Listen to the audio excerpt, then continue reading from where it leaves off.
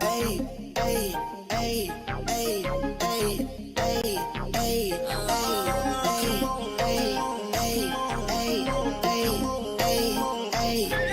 I just wanna have fun. Come and pick me up, meet me at the spot. Up all night till the sunrise. Pop back cool, get ready for the ride. Gonna feel good. Gonna feel good.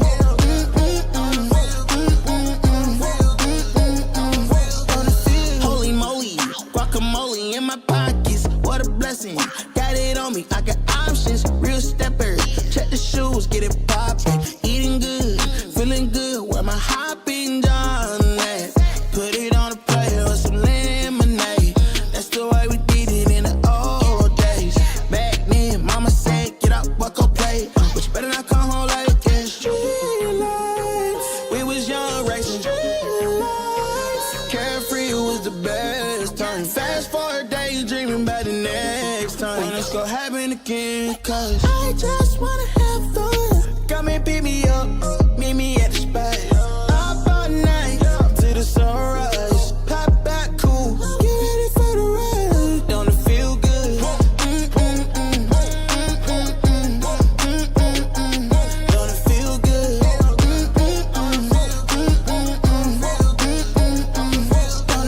Don't it feel good? How you feel? Turn it up a notch, pop up clean room. Everyday celebration, take a trip vacation. You deserve a day, you deserve a day off. Working for too long, gotta kick back.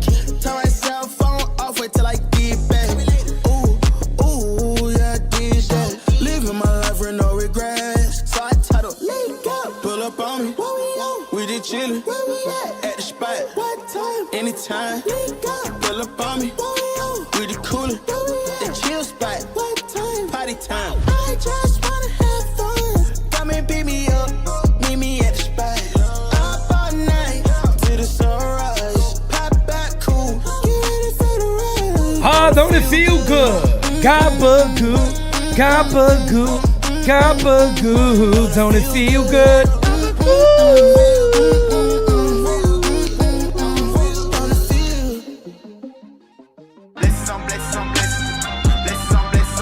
Gabagoo, gabagoo. Good morning, good morning, good morning, good morning, and all rise and shine. I don't have a cup of coffee in the big times, but I do have a drink. Not a drink like that, folks, all right? The Yankees have been bad, I get it. But I'm not drinking, all right? Good morning, folks. As you guys can hear, the voice is slowly but surely getting better every single day. But ladies and gentlemen, we're going to get right into today's show here on All Rise and Shine. I hope everybody is having a wonderful morning. I hope you guys are doing great. But ladies and gentlemen, we got some stuff to talk about today for our New York Yankees. Let's switch on over here to the secondary screen. Little wild card standings for the Yankees, because as it stands right now, folks, nobody really cares. Let's be honest here. Nobody's looking at the division. I mean, with the way the Yankees are playing right now, nobody is really paying attention to the actual division for the New York Yankees. Now, would it be nice? Yeah. Yankees go on some, unbelievable run, and bada bing, bada boom, there they go. You can't really say that yet. Yanks are 70-61. They had lost 3 of 4 to the Boston Red Sox. If you guys remember before the series, I was sitting there going, Yankees got to win 3 or 4.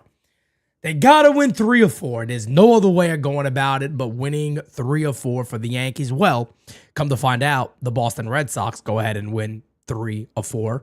And the Yankees are holding on. They're holding on still. It's crazy because Boston has caught up to the Yankees in the run differential side. The Yankees still have one of the best run differentials in all of baseball. But let's be real here, folks. The Yankees have these sporadic moments when the offense goes nuts and it goes ahead and just, adds up in that regard. But this is a team right now that is very sporadic. I don't think they even know who they are. This is a Yankee team in reality with no identity, if that makes any type of sense. And I think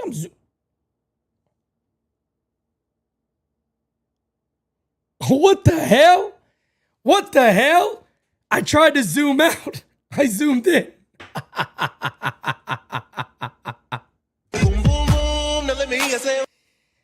Hey, I'm learning the new camera still, all right? I'm still learning the new camera. I accidentally zoomed in too close. I didn't mean to zoom in that close. My bad, folks.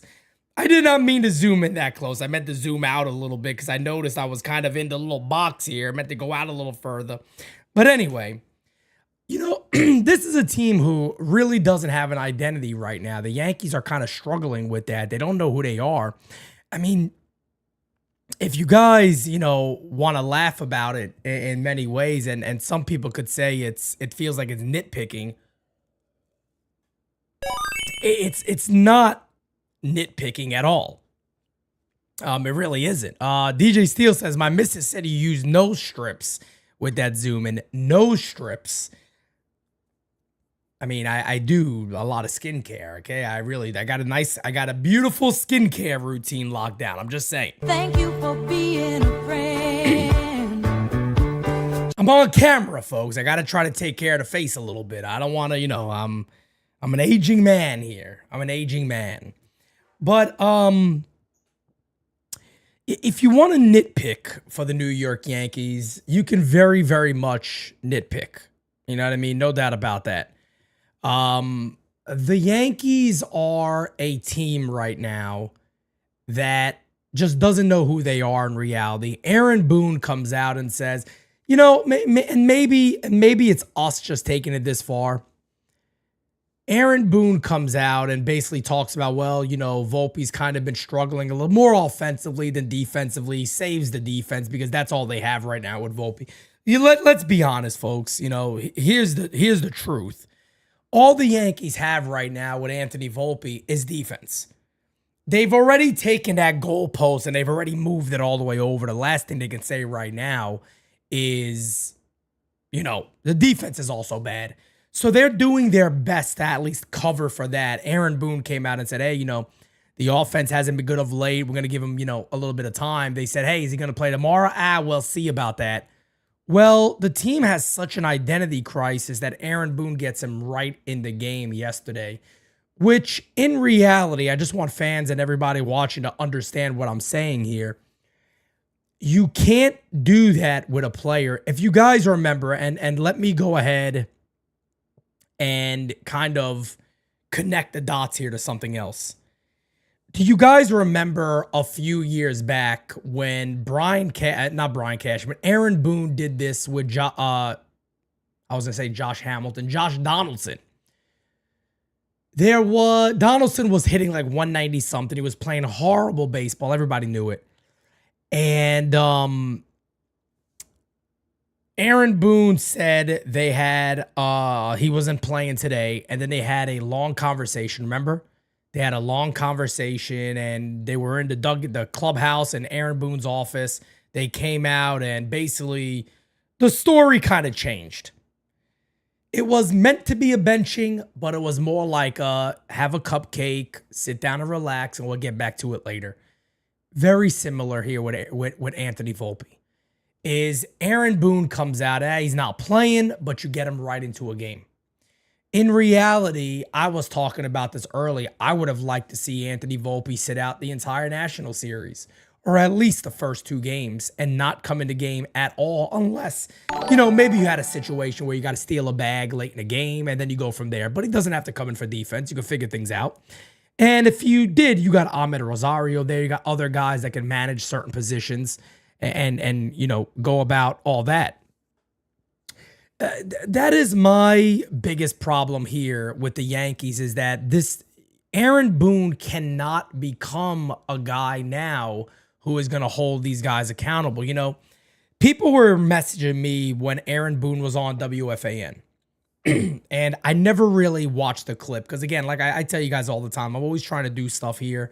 And I never really sat down and watched it. And I watched the clip of when they asked him, they said, hey, look, one of the biggest problems fans have with your club and the way that you guys are running things is that you guys seem to have no accountability. Well, that is what fans think. How would you respond to that?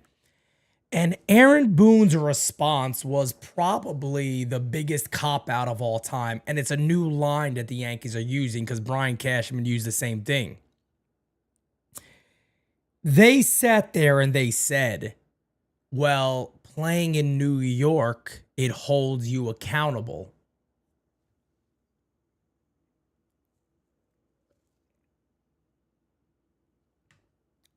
And if you think I'm lying about this, you could go look it up. They sat there, straight face and all. New York, the fans, they hold us accountable. Aaron Boone also said on that same interview, and please somebody correct me if I'm wrong because I don't remember any of this. Aaron Boone also said that he's taken players out of games mid-game before, and it wasn't only Glaber last year. He's done it before. I don't remember. I do not remember a time, and again, I've been doing this for a long. I've been doing this since Aaron Boone. I've been doing what I do now since Aaron Boone. I was a part of NYY News back way before I started doing Simonetti Source and all that. So I've always been involved in kind of Yankee media, quote unquote, and putting my opinion out there on video or in writing or whatever the hell it might be. If you want to say, well, Aaron Hicks, he did it. No, I mean, I remember what he said about Aaron Hicks. He said he wanted to protect Aaron Hicks' mental mind state because he was worried about how fans would react to him out there if he left him in the game. He never said he took him out because Aaron Hicks was shit. He didn't say I took him out because Aaron Hicks looked at a baseball that was a fair ball, just stared at it when everybody else came around and scored on Derek Jeter Day. He didn't say that. So, I mean, I don't know. And I wish one of the guys on WFAN simply just said, hey, when did you do this? Because I don't remember. I don't remember when you took any of these players out. I don't remember that. And I personally don't remember Aaron Boone doing this. And if I'm wrong, I'm very happy to admit that I'm wrong on that. I don't remember. But Aaron Boone can't be the guy now that holds players accountable. He just can't be. The Yankees are coming off of a series where they were, I don't want to say outmatched, but they needed to do better than losing 3 or 4 to the Boston Red Sox. Alex Cora came out and was like, hey, we love playing here. And look, I believe there's a chance the Yankees could play Boston in a wild card set. And look, I'll ask the chat right now. Is anybody excited about seeing that series in a wild card matchup? Because I'm not. Would anybody be excited to play the Boston Red Sox in a wild card series? Not me. Becker says Yankees are 7-17 against all the top teams in the American League. That's the very concerning part from this team and that September stretch coming against the Astros. Well, the September stretch is even, deeper than just Houston. I mean, I'll go into that today and talk about that briefly after we get some voicemails. But no, it's even deeper than that. It's James Jackson. Oh, let me get you some music, James. Thank you, brother. Oh, baby, I'm gonna love you forever. James says, I've been watching baseball for 40 plus years, and this has to be the dumbest manager. He's dead from the neck up, walking and talking contradiction. Yes. Yes. And James, I don't know how long you've been watching me here at NYYU, but I also had somebody email me the other day, right? And they say, hey, Pete, you're doing a great job, but I think you're missing some of the points. And I said, let me see what he's talking about here. And he said, and he had to be new because I've talked about these points a lot. He said, this all kind of started when Brian Cashman took the helm. And guys, I've been talking about this for years. I've been talking about how the Yankees' philosophy needs to change. How when Brian Cashman took over, he went full in. This is how I envision the Yankees. And let's be honest, folks, it hasn't worked. Hasn't worked at all. And again, I have been talking about this for years. The problem with a lot of people is they got to understand that when I call games, I'm calling games in the moment. So my first area of, criticism is going to go to the Yankees manager because he's the manager on the field.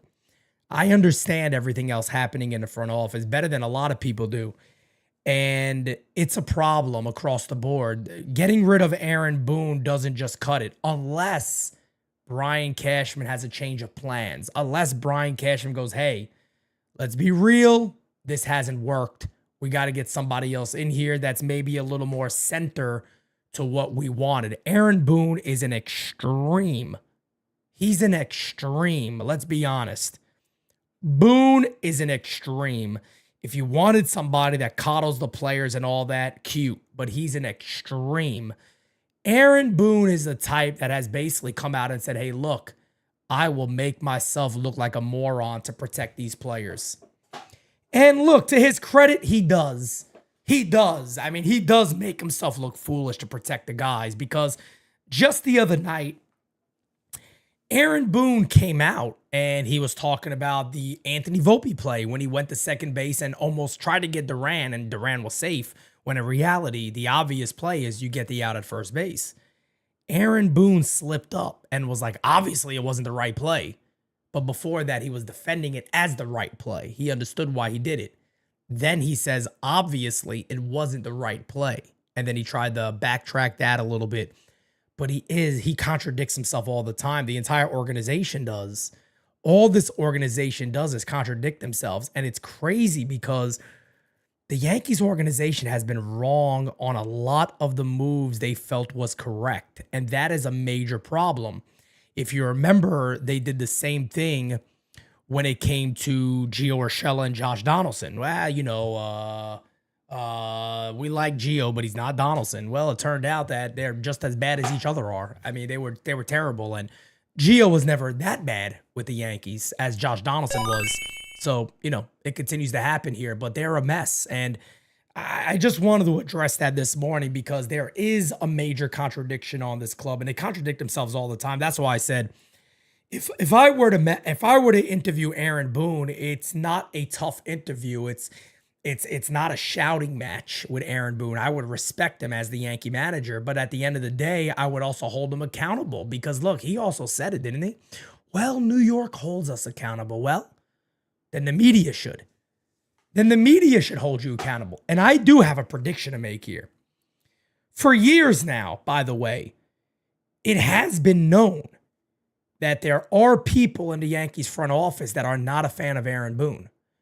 And if anybody wants to say, Pete, is that you just saying that, or are you, what fact is there to kind of cooperate with you on what you're saying? Well, if you guys remember the offseason that year when the Yankees had their meetings, remember they had their big meetings and they were hiring an outside company to come in, and it was all bullshit as it was. But during those meetings, a lot of information came out. One of the main things, if you guys remember, I forgot who said it. Could have been Joel Sherman, but I could be very wrong.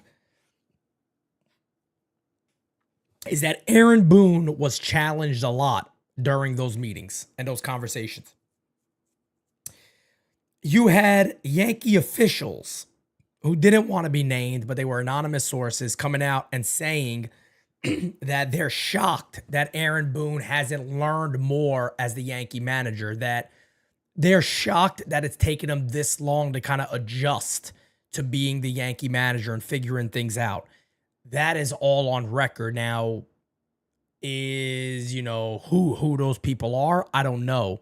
But Tyler, I'm there with you. If I had to guess, Randy Levine would probably be one of the main guys that I believe is not a big fan of Aaron Boone.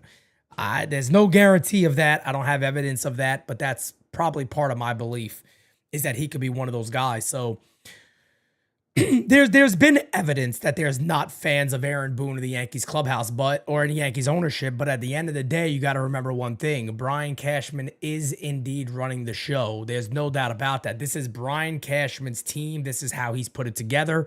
This is how he wants it to run. There's no questioning that. Alex says, a little off topic, but it's wild to me Dominguez didn't play one game against Boston. No doubt about it. It's absolutely bananas. But look, man, I don't know what they're going to do with Jason Dominguez. And as you guys know, I could talk about this. I could talk about this topic all day because it's something that I'm very serious about. And I wish the Yankees would obviously handle him a little bit better than what they have already. But I mean, I don't know. I don't even really know what to say anymore when it comes to the whole Dominguez stuff and where the Yankees are with him and what he's going to be in the future. I've said it. I think I've actually also been, very, very fair when it comes to talking about Jason Dominguez. I think Dominguez is a kid who could be having a better year. I think there's no doubt about that. I think Jason Dominguez is a kid who needs to get better in left field. There's no doubt about that also. But I also think there's a side of it that can say he has gotten better defensively in left as the season has gone on. 1, 2, is it great improvement? No, but he definitely seems a little more comfortable in left field. And then 2, he's not playing every day and he's still getting hits. It's obvious that Jason Dominguez's timing is off. He's not timing a fastball well. Here's a kid in the minor leagues that would smoke 97, 98 miles an hour to right field, to left field, whatever it was. He's not doing that. You know what I mean? He's not doing that. So, I think a lot of that has to do with getting the consistency in the lineup. And look, Aaron Boone can come out today and say, hey, guys, look, I would love to play Jason Dominguez, but let me be real here. I got some outfielders right now that are playing really good. Judge got to be a DH, and Stanton is hitting over 300. And to be fair, he'd have a point. And again, this is coming from somebody who's been talking about Dominguez all year. He would have a point. And he does have a point in that regard. Trent Grisham yesterday, 2 more home runs. Trent Grisham's a guy that at the end of the day got 25 bombs.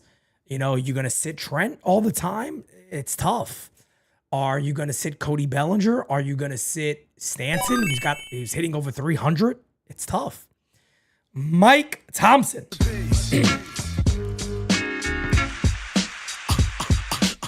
My brother Pete. See my voice cracking, folks. It's still not fully back.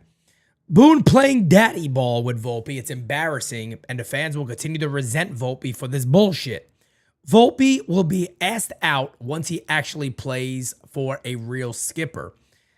Volpe is odd. Volpe's a weird character because there's a part of me that, let me pull up some Volpe numbers too as we talk about this. And sorry guys, I'm gonna try to dial my tone back a little bit here when it just comes to talking, so my voice don't crack as much. But when it comes to Anthony Volpe, he is interesting because I was looking at tweets that I had of Anthony Volpe when he first came up, and all my tweets and all my videos are out there when he's the same player that I said he was then and he is now.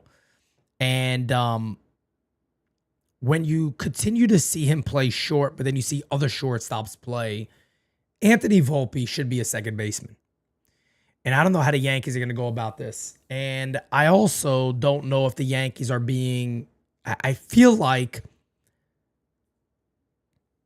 maybe I'm wrong to put it this way, but I really feel like there's a part of me that the Yankees analytics are affecting this player in many ways.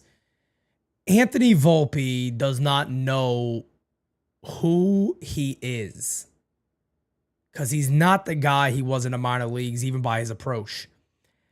I feel like you got the analytics side preaching launch angle with a guy like Volpe. No. Hit 220 and hit 25 homers a year. Hit 20 to 25 homers a year, bat 220 and play defense. That's the guy we want you to be. But there's also a part of me that I see Anthony Volpe play, and there's a part of me that says, I believe this kid could actually be a guy that could hit 250, 260, 15 homers a year and steal 30, 35 bases a season. It feels like that's still there. Does a move to second base change that? I don't think so. I think he'll be better at second base, to be honest. Does a position change mean he's going to start hitting better? Probably not. But let me pull up one more thing here that I want to show, and then we'll look at kind of where Anthony Volpe is right now as an overall hitter. It's not good. I think everybody kind of knows it's not good right now, and I'll get to these super chats first, then we'll go from there. But let me pull this up real quick. Let me see something here.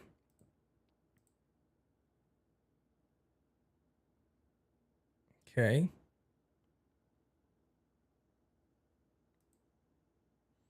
He's such an in-between player. It's so odd with Volpe. He's such an in-between player. But if you look at where he is right now, I mean, these numbers are not good at all. These numbers are absolutely terrible. You know what I mean? It's absolutely terrible right now. His last 15 games, he's hitting 102. His last 30 games, he's hitting 186 with a 231 on base percentage and a 422 slugging. The slugging right there is all right. But again, he got 19 hits and 102 at bats. Over his last 15 games, he's 5 for 49. Over his last 7, he's 1 for 19. You know, there's not much you can say about Anthony Volpe right now. You pull up his Baseball Savant page, it doesn't get too much better. This is going back to his rookie year. Now I'm going to press play, and this is going to go from 23, 24, 25. This is a player that's very confused with who he is. This is 23. There's 24, and his defense was phenomenal. And there's 25, where everything's kind of regressed a bit with Anthony Volpe.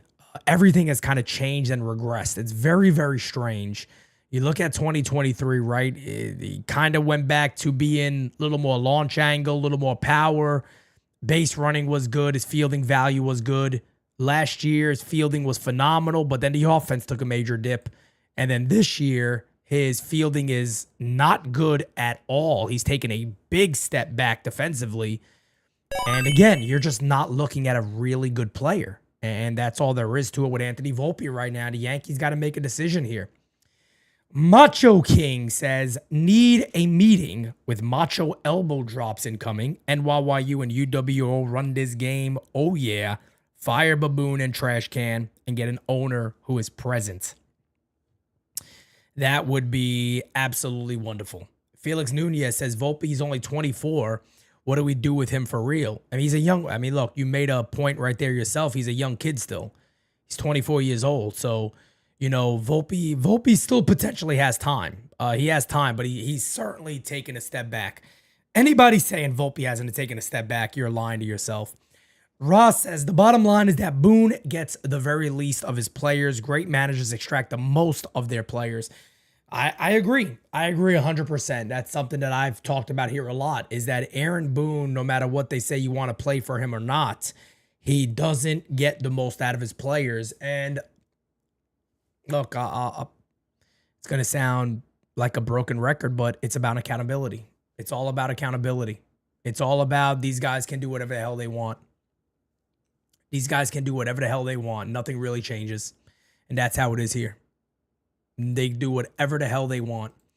Rowdy says, if you want to fix Anthony Volpe, you need to ditch the long power swing and switch to a Johnny Damon, Brett Gardner slap and slash style of hitting. Even more so, man. It's not even, you know, that you got to model your game after somebody else. All Anthony Volpe got to do is level his swing out. That's it. All Anthony Volpe has to do there is level his swing out and think right field. Look, Aaron Judge said it a few years ago. They asked him, what would you like to see Volpe do? He said, put the ball on the ground a little more. Use his speed. He's not wrong. Anthony Volpe does not need to be up there being a 20-plus home run guy a year. Is it nice if he could do it? Of course. But he doesn't have to be that guy. And, you know, you've heard a lot about Anthony Volpe's mental capacity of kind of dealing with negativity and things like that. And I mean, I would say up until this point, he's probably done a halfway decent job, but New York is a different animal. When you become one of the players that fans just go after and go after and go after, it does get difficult. Look, Aaron Hicks, when he's entering the IKF Aaron Hicks, Josh Donaldson area where fans are just like, I've had enough of this guy. I had enough of this guy. You know what I mean? And that's kind of where Yankee fans are right now with Anthony Volpe. So it's sad, but it's true. It definitely is true. And speaking of what the Yankees got coming up in September, that's the teams right there. I mean, look at the start of September.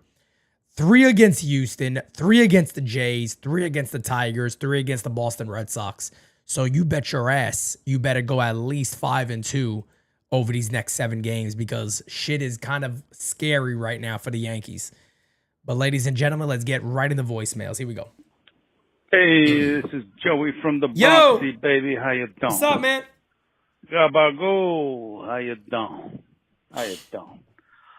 The game from last night just reminded me of something. It just sums up everything that's going on with this team and the problem Yes, sir. that we got. And that is a very simple fact. It's that when we're facing bad pitchers against whom we homer a lot, we win. Yeah. When we're facing bad pitchers against whom we don't homer, we lose. Yep. And that's all there is to it. Now, you can say whatever you want about this approach, but in the postseason, when you get to the postseason, it's not a championship formula. Agreed. Because in the postseason, you're likely to face better and better pitchers by definition. Yeah. They're not going to homer a lot. You're going to lose because you can't do nothing else. You're a one-trick pony. And one-trick ponies don't win. Yeah. Not in the end. Yeah. Be able to do everything. And you can't. And so this is the rut that we're stuck in all these years. You see how simple it is, actually? When you reduce things down to its fundamentals. Everything is actually a lot simpler than we fucking think. Yeah, of course it is. And it's the same here. As you have just witnessed, took me like 10 seconds to demolish this whole approach that these analytics department people took decades to master. That's right. It's very simple. You got to do everything right. You got to keep your foot on their neck all the time in every possible way. And the thing is, cat's out of the bag. People know you're a one-trick pony. Facts. People Correct. know it, and they Everybody don't fear knows. you. And once they stop fearing you, it's all over, baby. Yep. You gotta change. Yep. And change comes from the top. I don't care what anybody says. Change comes from the boss. The problem is we don't have a boss. True. We have a clown. Yeah. And when you have a clown as a boss, the number 2, the number 3, they have them wrapped around their little pinky fingers. Yep. And so they're going to keep doing what they're doing. It don't matter because the job is secure. They're going to keep doing what they're doing. They're going to keep eating gabagool. Okay? That's just the fucking long and short of it. All right, Pete. Take it easy. Talk to you later. Thank you, my friend. I appreciate you, Joey. Joey, you the man, brother. And no, I'm right there with you. It's unbelievable because if you guys remember the dynasty teams, right? The approach was wear out the pitcher, take your walks, leave it up to the next guy in that order. That team could bunt. That team could steal. Those teams could move guys over. Hell, I'm even talking about it even in 09, if you remember. 09 was so tough because they had a great 1 through 9 as it is, but they were all, they were all high quality performers. These guys would take pitches. They'd have long ABs. They knock pitchers out by the 5th inning. And they get into the bullpen. Even if their starter gave up 6 or 7 runs and the Yankees were down 5 going into the 5th, they were going to face the team's bullpen and utilize the same approach. This Yankee team and what they've been, really under Aaron Boone is a team that, again, just doesn't seem prepared. And let's be real, folks. We've all had managers where it's like, I could come in late with this guy. What the fuck's he gonna do? Let's be honest here. It doesn't mean you're a bad person. People take advantage of weakness. I'm not creating nothing new here. People take advantage of weakness. Everybody's had a manager where it's like, he never gets mad at me if I show up 10 minutes late. I'm gonna push it to 15 tomorrow. I'm going on my lunch break. He don't get mad if I take an hour and 20. I'm going to go ahead and take an hour and 20. What's he going to do? Nothing. That's the Yankees. So it's not hard to understand why you're not getting the most out of your players. It's not hard to understand when you sit there saying, we have these conversations. I promise we're talking, but it's in one ear and out the other. Nobody's going to listen to you. When you go to a circus, you expect clowns. That's what you're getting with the Yankees. There should be nothing else that we expect. I could yell until I'm blue in the face. Accountability, accountability, accountability. Well, you're not going to get it because there's a no accountability zone with the Yankees. To the point, this is how pathetic this organization has become. Well, the fans hold us accountable. New York holds us accountable. It is the biggest load of shit. It's the biggest cop-out I've ever heard in my life. I've never heard a cop-out so damn bad in my life. New York holds us accountable. Think about that, folks. New York holds us accountable. Bananas. Absolutely bananas. New York can't bench the player for you. New York can't come out and say, hey, you're not doing your job correctly. This is what we want to see. You're the manager. Hal Steinbrenner is the owner. He's the boss.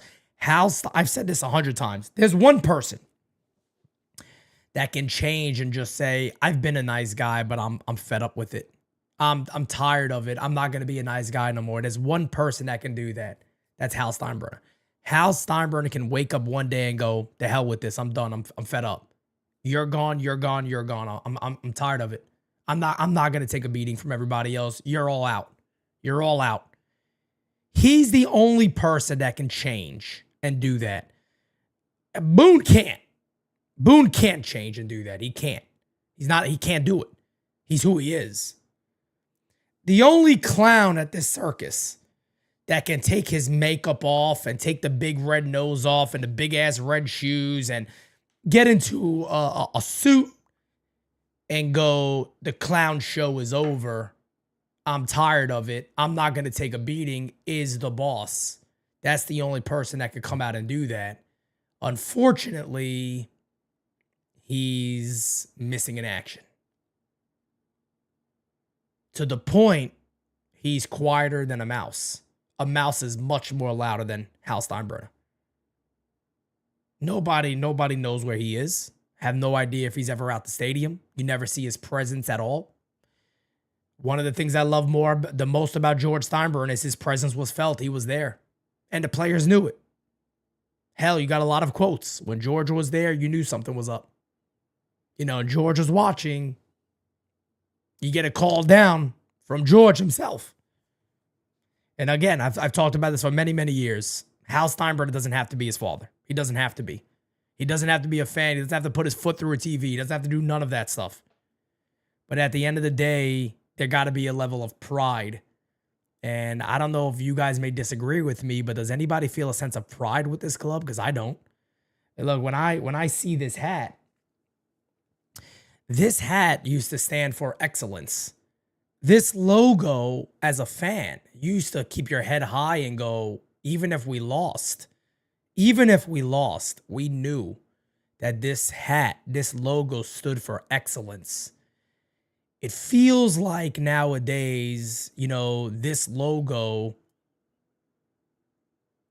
should be at a Spirit Halloween with Halloween coming up and people could dress up as a Yankee fan for Halloween.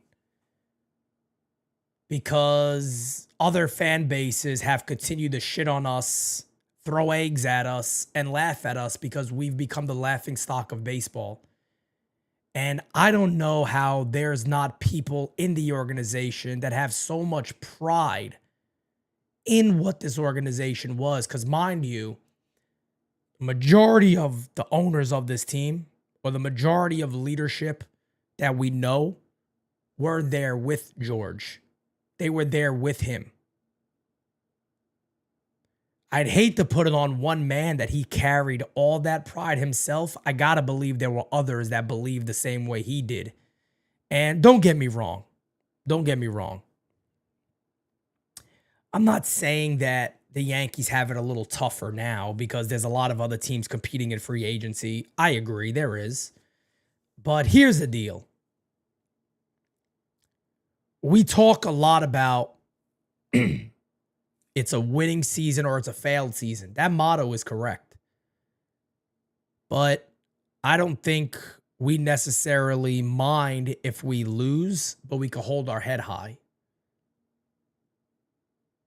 I don't think we mind, well, we did lose, so it was a failed season.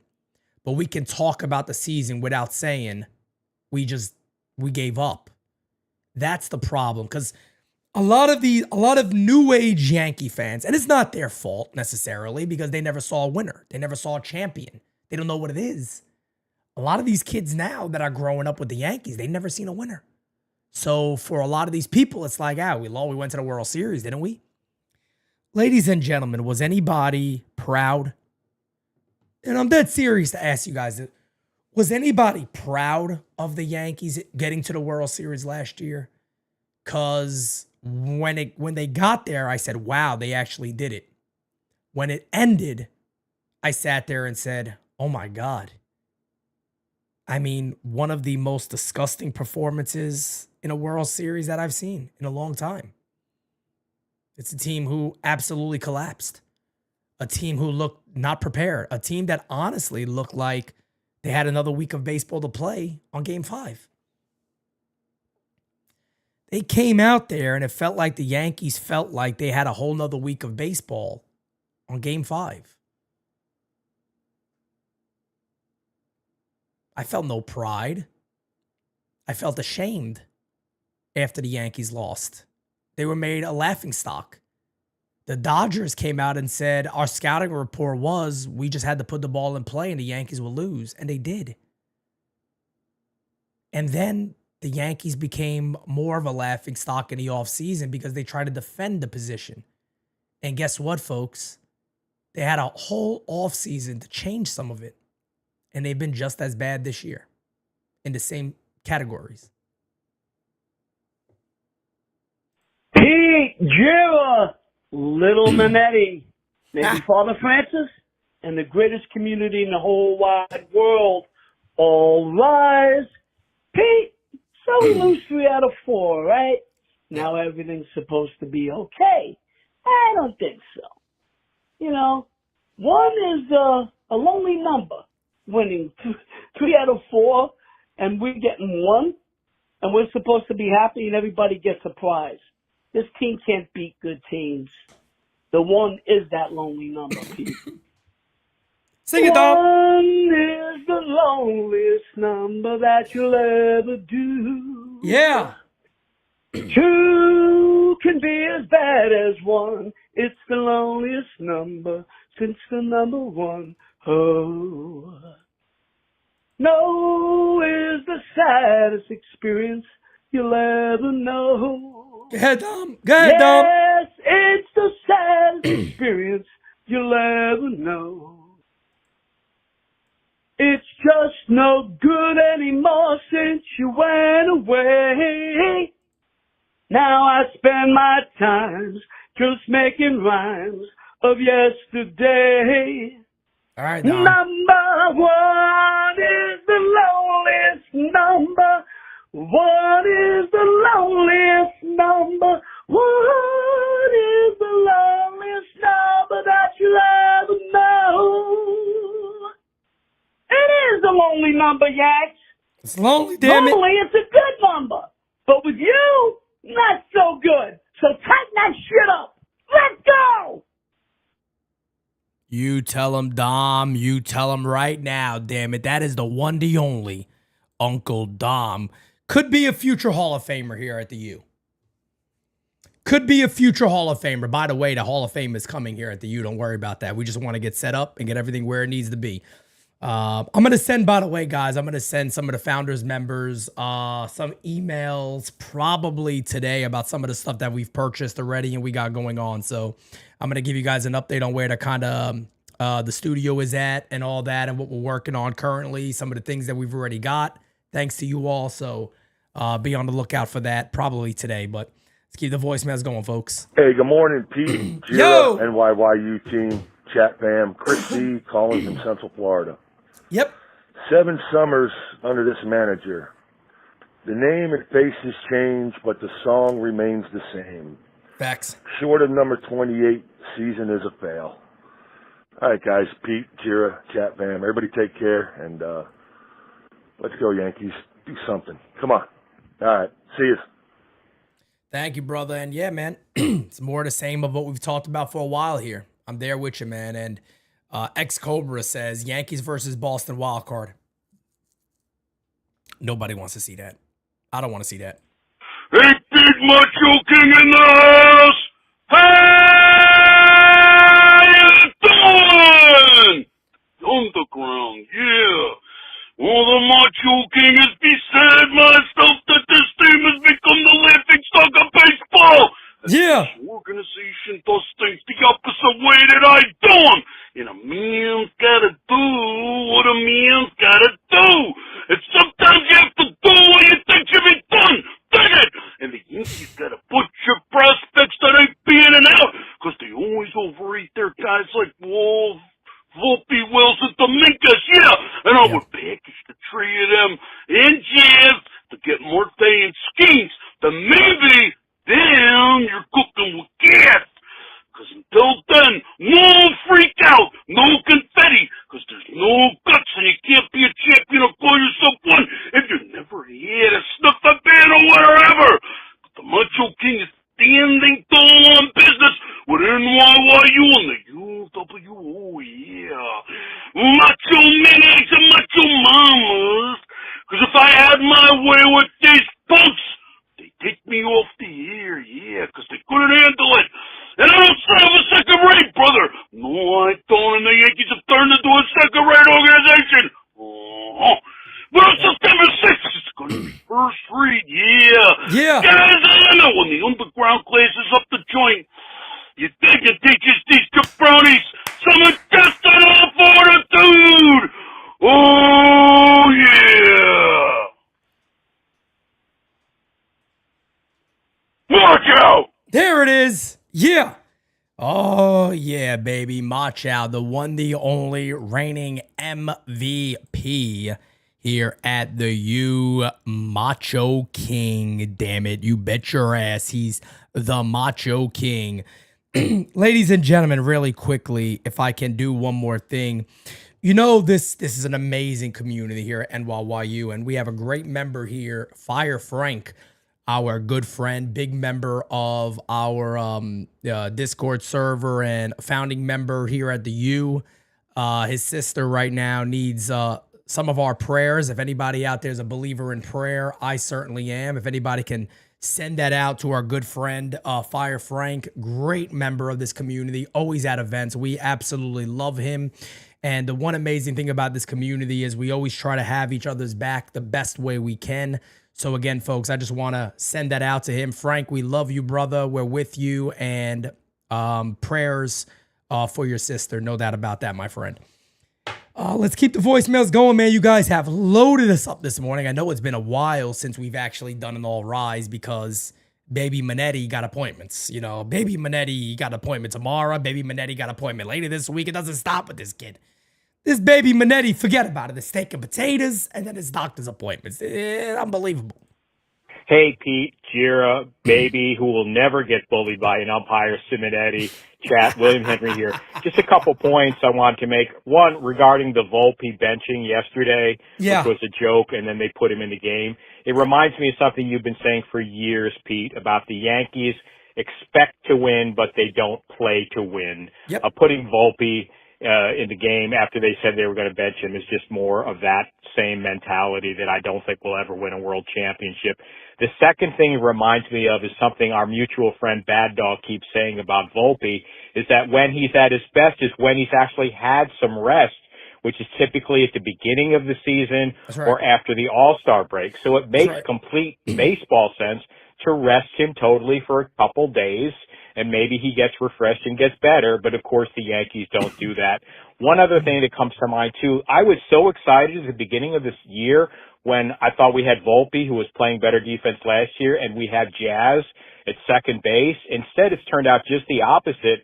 Now I hold my breath on every single ball that's hit to either Volpe or Jazz, because you never know what they're going to do. So it's really disappointing, honestly. But again, take care, everybody. Bye.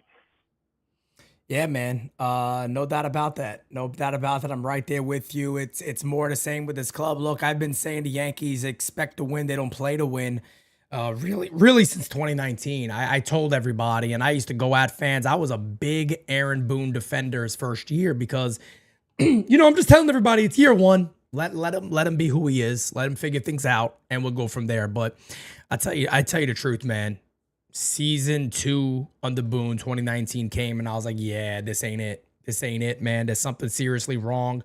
Sometimes, you get your footing under. You're a brand new manager. You kind of learn your way around and what works for you and what doesn't. And it was as clear as day to me in 2019 that Aaron Boone wasn't the answer, that Aaron Boone was a major problem.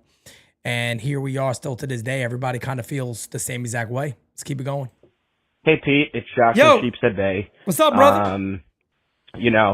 This was a really, really lousy series versus Boston, but I feel that two things that were positive out of the series were the fact that Rodon and Fried pitched pretty well. Yep. Fried obviously better than Rodon, the walks were not good, but at least he showed some guts.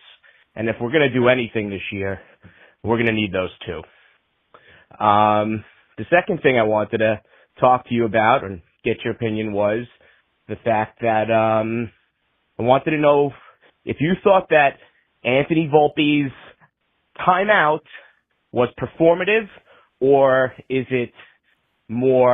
there more to it? We got that answer last night. Obviously performative. And it just goes to show that Anthony Volpe playing shortstop is more important than the team's success. Agreed. It's feelings. Aaron Boone has absolutely zero pride. And this was evident a few years ago. He threw his best friend under the bus to keep his job in Phil Nevin. He was all right with that. He is seemingly constantly prioritizing favor with the front office and the analytical department over leading this team, leading this group of men, and establishing a culture of winning. Yeah. And lastly, the ownership. I don't know if you ever saw this documentary about the first year of the stadium and the new ownership group. But at the end of the video, all the old school reporters, Bill Gallo and Bill Madden, questioned Hal Steinbrenner and his willingness to lead and take over the business. I really feel terrible saying this, but it just doesn't seem that this guy has the heart or the wherewithal and the passion to do so. Let me know what you think. Let's go Yankees. Oh man, I'm there with you, man. I'm there with you. I don't think he has it. And like I said before, he could change that immediately if he wanted to. He is the boss of the team. I mean, you could be the biggest pushover of all time, and when you're the boss, you can wake up one morning and say, "That's it. I've had enough. Change everything." You're allowed to do that being the boss. As a manager, it's a little different because you're managing these guys day in and day out. It's kind of hard for you to come in and be like, yeah, all of a sudden I'm the hard ass. No, you're not. You're Aaron Boone. You're not the hard ass. That's not who you are. That's not who you ever were. You can't do that. But Hal Steinbrenner could sit there and just wake up one morning and go, yeah, I'm tired of all this. I'm not going to take a beating for you guys. And it's funny because I've asked Hal Steinbrenner this question on NYYU many, many times, and I simply just said, man, look, you are legitimately the boss. You're giving all of this money to allow this team to run the way it is. At least at some point, can't you just sit there and go, why am I getting beat up? Why are fans mad at me? One, I'm not playing on the field. Two, I'm funding the team. I'm putting this payroll out there. Why am I taking a beating? And that's where I question just you being a manager or a boss. At some point, you got to sit back and go, this is not my problem. I've employed you all to do this job. At some point, you hear the noise, you hear the media, you hear how the fans think about this club, and they all know how the fan base thinks of this current group of the Yankees. How do you not sit there as a boss and go, you know what? I'm not going to take this beating because I'm putting the money there. I'm done here. Something has to change, and I'm sorry, guys, but you guys are out. Something needs to be different. But here we are. FL Diver, I wanted to highlight this comment right here. Worst defense up the middle in Major League Baseball. You can't expect to win when you're weak up the middle. So true. So it's just facts. It's facts, man. Facts. Look at all the Yankee championship teams. Look at their up the middle. That's all you got to do. That's all you got to do. Hey, my brother, what's happening? Rich here. What's up, man? Hope everybody's having a good morning. Hey, my man, I just want to bring up something about adjustments. Okay? People say it's too late in the season. That's bullshit. I watched Don Manley make adjustments with his batting stance and his at-bats during the game or whoever was coming in and pitching. And at different times, yada, yada, yada. Well, guess what? It's still baseball. You have to make adjustments. I'm going to bring up two players. The first one is Ryan McMahon. Okay, why I bring him up is because we're tied to $16 million and looks like we got this guy next year. Okay, he's got the glove, yada, yada, yada. This guy is being neutralized on the outside of the plate. Now, before anybody goes crazy and says, what do you know? You're just a drummer from Long Island. Yeah, that's right. But I've been watching this game enough. 40 plus years. Played a little bit. And my eyes, knock on wood, they still work, and I could see this. We all watch these games. So it's called an opinion. We all have opinions. This guy is getting neutralized, McMahon, outside of the plate. That's because he's too far off the plate. He needs to crowd it. He needs to crowd that plate. He needs to get on the plate more so he could take away that neutralization on the outside pitch and he could start lining it down the left field line. And we all know what happens at Yankee Stadium, especially these guys at these pitches. They're going to say, oh, he's on the plate. They're going to try to get him in. They're going to leave them out over, and he's going to be able to crank a couple. That's just my opinion with him. The other guy is, I see it on the screen right now, Mr. Volpe. Yeah. I see they made an adjustment 100 games in. Let's have him charge the ball. We all been saying that. And you see the difference. He actually has got a shorter throw to first base, all that great stuff. Still some bonehead plays where he's backing up on the ball. We saw that the other night and what happens in this, this indecisive on what he wants to do. Right. But as far as he goes, this guy gets in the box. And you said, a scout said it. He gets neutralized up. They're throwing up on him. He gets into the box. He's in a crouch. Yeah. And as the pitch is being thrown, he goes lower. They need to have this kid standing straight up like the Statue of fucking Liberty. They need to make these changes. And why I'm saying this too is, how come we all see this and James Rousing, our hitting coach, and have all this technology and all this shit. They have all these cameras and videos and yada, yada, yada, blah, blah, blah, blah, blah. You guys are sitting there. You don't fucking see it? 100 games in? We're all talking about Boone. But you know what? His coaches have let him down too. You're only as good as the people around you. And I'm not just... Well, Richie got cut off there because that's a 3-minute mark. So Richie, I just want to run in here and say a great voicemail, man. Really a great voicemail, and I'll kind of pick up where you left off right there. It's the analytic department, man. It's the analytic department. They're all cut off, man. They're all cut off from everybody. At the end of the day, if you guys remember, And again, you don't got to look far because you listen to what the Yankees said. They got rid of Dylan Lawson. If you remember why they got rid of Dylan Lawson. They got rid of Dylan Lawson because they said he couldn't communicate well the analytics to what they wanted. Sean Casey came in, and if you remember, there was some rumblings out there that, well, he wasn't the analytic guy, really. It was more of the approach, and some guys didn't like how that translated over because they were the analytics side. They liked the younger players coming up in the system. They're so focused on analytics. Everybody in this organization is handicapped right now. Until the New York Yankees say this hasn't worked, analytics in this organization needs to be calmed down a bit. To the point of, I'm not saying you got to fire all these guys. You don't have to fire these guys. Analytics are good. You should have them. You should have the numbers. You should have all the inside information that you feel maybe you make adjustments with. You should have all that. The problem is the Yankees are allowing the analytics side to dictate every aspect of their game. That, my friends, is the problem. That is the issue with this club. Hey, forget about it. Jersey mode day off. And I just happen to put on the YouTube and they go, my man, Pistol Pete. It's a pleasure, watching you, listening to you. You know what you're doing. You're not like these other schmucks out there. Your thing is always on the money. Thank you, man. God bless everybody. Let's go Yankees. Thank you. And a little more, thank you.